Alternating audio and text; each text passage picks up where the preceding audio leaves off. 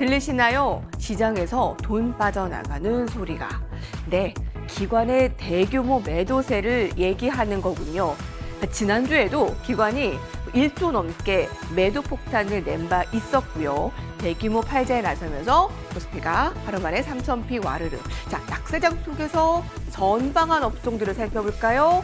원자력과 스마트 그리드주가 급등했습니다. 더불어민주당 이재명 후보가 스마트 그리드에 약 10조 원을 투자하겠다라는 공약을 내세우면서 옴니 시스템이 오늘 상한가 흐름을 나타냈고요. 미국에서는 제롬 파월 의장 연임 결정, 이제 매파 확대 주목됩니다. 이제 금리 인상과 인플레에 대한 대응들 계속 예의주시해야 되겠습니다. 달러 강세와 금리 상승에 지금 시장에서는 고밸류의 위주의 차익 실현이 확대되고 있습니다. 지금 3,000선에서의 흔들리는 변동성 확대 잠시 후에 알아봅니다.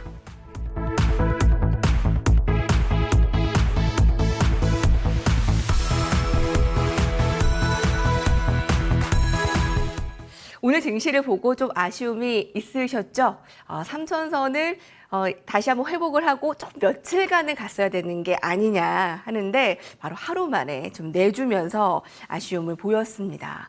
그 수급의 모양을 우리 이재상 위원님께서는 어떻게 보셨을까요? 기관의 매도가 큰 역할을 했다고 보여집니다.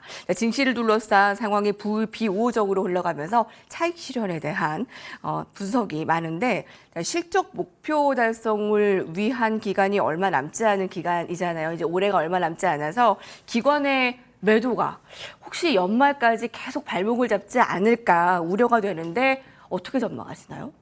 일단 뭐 우리나라에 당장 호재가 없습니다. 그러니까 지금 대부분 이제 산적해 있는 악재들이 굉장히 많은데 뭐 테이퍼링이라든지 인플레이션에 대한 우려, 그리고 뭐 내년 같은 경우에 금리 인상을 뭐 몇 번씩 하겠다 이런 얘기까지 나오고 있기 때문에 지금 우리나라 입장에서 봐서는 뭐 글로벌 시장 자체가 그런 악재들이 돌출되고 있기 때문에 우리나라는 아직까지는 좀 뭔가 부담스러운 그런 시장에 직면해 있다 이렇게 볼 수 있고요. 최근에 이제 지수의 흐름을 보면 바닥권에서 움직이긴 하지만 따로 올라갈 수 있는 그런 모멘텀이 없습니다. 그래서 최근에 그래도 뭐 삼성전자가 조금 올라오면서 지수의 반등 역할을 했는데 최근에 이제 움직임을 보면은 오늘 같은 경우에도 뭐 셀트리온 회계 논란이라든지 그리고 뭐 메타버스 관련주들이라든지 NFT 관련주들의 차익 실현들, 뭐 게임주의 차익 실현들 이런 그런 상황이 되다 보니까 전반적으로 지수가 굉장히 많이 밀리는 경향이 있습니다. 삼성전자가 아무래도 우리나라 이제 코스피 지수의 어떤 잣대 역할을 할 수가 있는데 최근에 이제 매거래 이제 좀 올라왔습니다. 그래서 삼성전자 차트를 잠깐 보시면요. 자, 삼성전자가 최근에 이제 움직임을 봤을 때, 최근 한 9거래일 동안에 하루를 제외하고서 외국인들이 계속해서 매수가 들어오고 있습니다.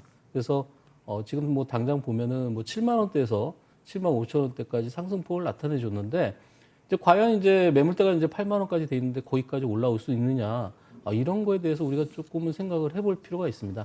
지금 이제 차트상에서 봤을 때, 과거에 이제 8월 달에도 보면요. 8월 달에도 묘하게도 이때도 마찬가지로 갭상승을 보여줬는데 이때도 외국인들이 한 4거래일 연속 매수를 하면서 일단 상승폭을 나타내줬지만 그때도 다시 재차 하락하는 그런 움직임을 보여줬고요. 또 과거의 움직임을 보면은 지금 보시다시피 4월 달, 4월 달에도 상승폭을 한번 줬었는데 이 4월 달에도 마찬가지로 외국인들이 6거래일 동안 연속으로 매수를 했는데 결국은 다시 지수가 내려가는.